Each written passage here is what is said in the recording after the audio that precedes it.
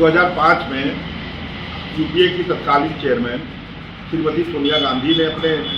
सभी वरिष्ठ नेताओं से एक विचार विमर्श किया कि जो ग्रामीण आबादी का व्यक्ति है, जिसके पास नकदीकरण का कोई इंतजाम नहीं,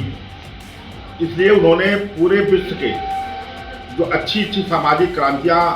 जिससे हुई हैं उन विषय को उठा करके उन्होंने एक निर्माण किया, जिस योजना का नाम था मनरेगा,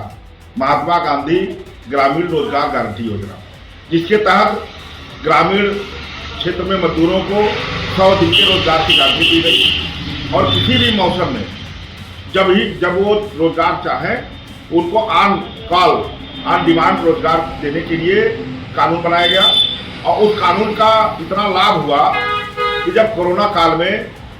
पूरे देश की अर्थव्यवस्था पटरी से उतर गई, नौजवान रोजगार के लिए भटकने लगे,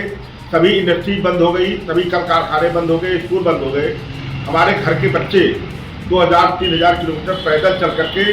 दूर शहरों से अपने गाँव आए और गाँव में उनके लिए रोजी का कोई साधन नहीं था। तब मनरेगा ही एक ऐसी योजना थी जिसने उनका पालन पोषण किया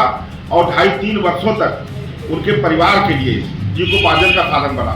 अभी जो भारतीय जनता पार्टी की सरकार है, इसने बहुत चालाकी से इसी लोकसभा में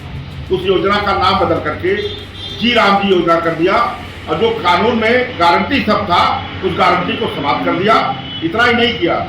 जो प्रदेश और केंद्र का हिस्सेदारी तय थी, वो हिस्सेदारी थी कि प्रदेश का जो अविकसित राज्य था